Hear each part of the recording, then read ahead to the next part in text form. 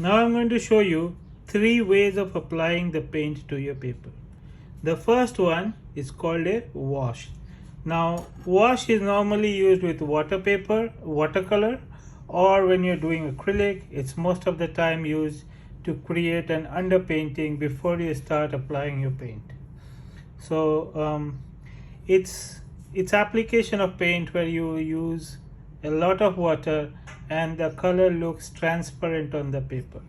Okay, so I will show you wash. So you have your color and you need to take a lot of water. You can see I'm adding water with my brush here, and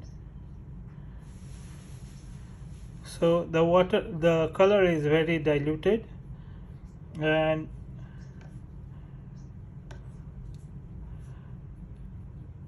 when you pick it up with your brush is to the point where you add some more and it will start dripping. So if you can see the brush here, it's like I picked up all the paint, and if I just touch, it will add a drop of paint. So that is the amount of paint that you need to have in your brush. So you pick up that paint and you don't brush the paint on the paper, you put the water there and you sort of like just move that water around. Okay, when it become like this, means your brush has run out of paper. The wash should be like that. When you start seeing this paper, means your brush has run out of water and you need to pick up more paint. You pick up more paint and you can immediately see how. Okay, so important thing here is that you don't rub the brush on the paper. You just need to make that water flow, control that flow of the water.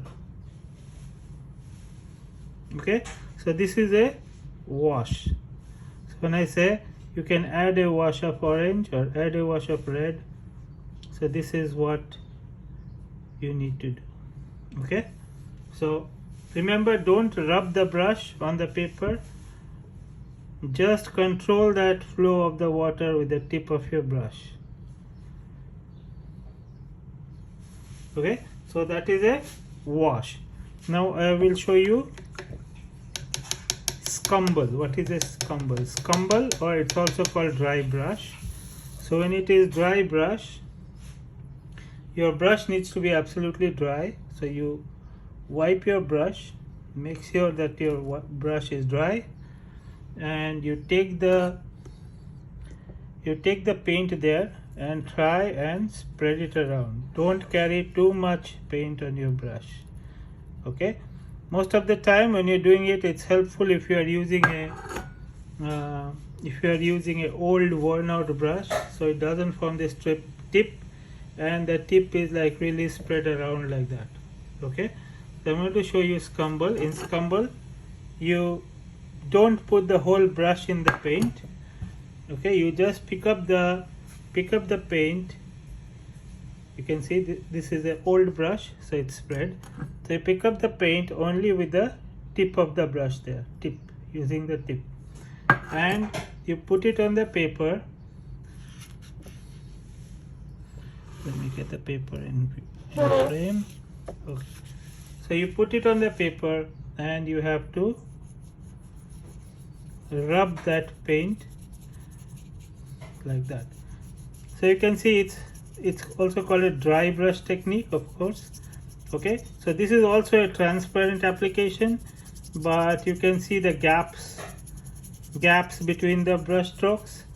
So this is mostly used as an overcoat. So for example, if you have a purple and you want to make it look brighter, so you will take some crimson and scumble it over your purple. Okay, so this is called scumble or dry brush. Now I'm going to show you the third kind of paint application, and this is the one that we will be following in school as beginners. This is used for poster colors, acrylic and oil. These are opaque colors and we call it lay the color, so we call it a lay. and you use like proper brush strokes for it. So again, so here I will put some paint here, and again your brush must be fully saturated. You can see how I picked it up, like how you pick up food with a spoon. You pick up the paint, but the paint, as you can see, it's not as liquid as in the case of wash. So you pick up the paint and you apply it on the paper. Okay, again, only use the tip of the brush. Don't press the brush very hard. Okay, so again, don't rub the paint into the paper, and when you see it's become like that, you can see the paper coming through, and you can see, you know, some gaps in the stroke there. That means the color has run out and you need to pick up more paint. So you pick up more paint and you apply. So this is an opaque coat of paint that you're applying. You should not be able to see the paper underneath. Okay, do not make long strokes when you lay the color. When you're using this kind of technique, don't make strokes like this. See, if I make a long stroke, see what will happen. See, the color will run out at the end of the stroke. Okay, so this is a wrong way to put the paint.